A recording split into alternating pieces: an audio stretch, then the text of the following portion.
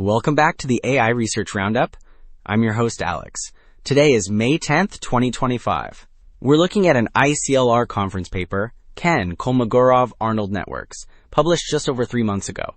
This paper introduces Kolmogorov-Arnold Networks, or KANs, as a see-through alternative to multi-layer perceptrons, or MLPs, which are often black boxes. The big difference is Kolmogorov-Arnold networks use learnable activation functions, special math rules for learning, on the network's edges, or connections. Multi-layer perceptrons have fixed ones on the nodes. These Kolmogorov-Arnold network activation functions are flexible, built using splines. Alright, so this first figure really helps visualize that core difference, contrasting multi-layer perceptrons with Kolmogorov-Arnold networks. On the left, the multi-layer perceptron, based on the universal approximation theorem, has fixed activation functions on its nodes, those little processing units, and learnable weights or connection strengths on the edges. But on the right, the Kolmogorov-Arnold network, inspired by the Kolmogorov-Arnold representation theorem, flips this. Its learnable activation functions, built from flexible splines, are on the edges, and the nodes simply some signals. This structural shift is really key. Building on that structural difference, this next figure really demonstrates the interpretability of Kolmogorov-Arnold networks.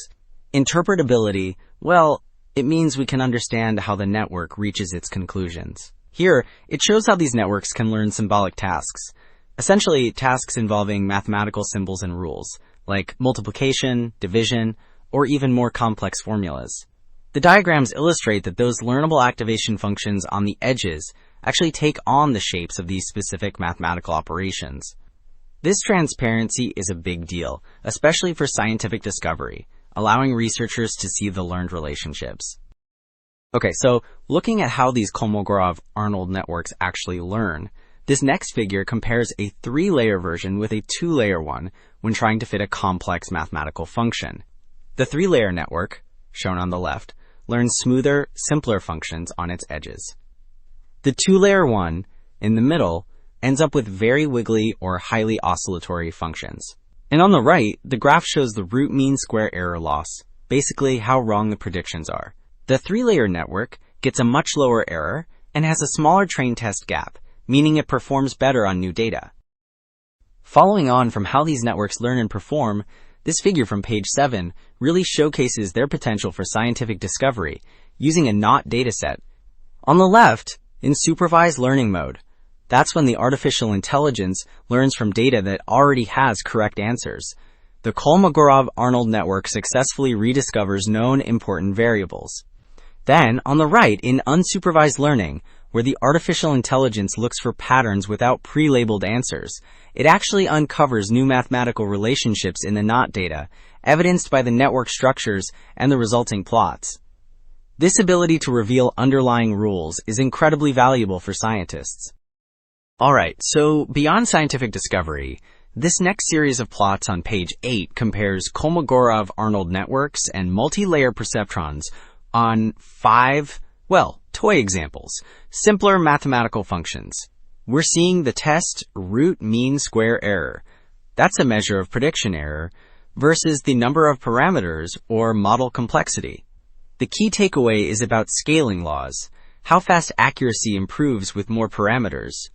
Kolmogorov-Arnold networks, in blue, show their error dropping much faster, almost reaching the theoretically predicted fastest rate, n to the power of -4. Multi-layer perceptrons, however, scale slower, and their improvement levels off quickly. So moving from those simpler functions, this figure on page 9 tackles an image fitting task. This isn't just any image, it's a solution to a partial differential equation.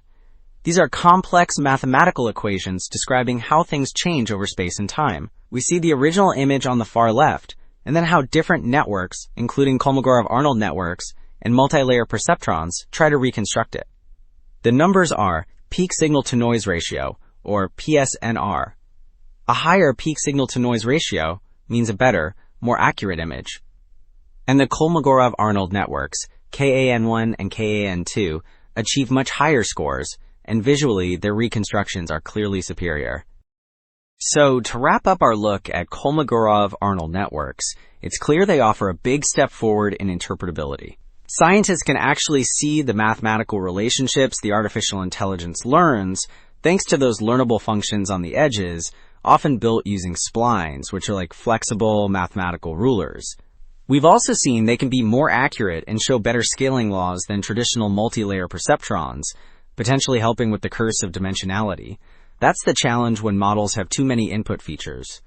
While training can be slower, their ability to avoid catastrophic forgetting, where a model forgets old tasks when learning new ones, is also promising. That's all for this AI Research Roundup.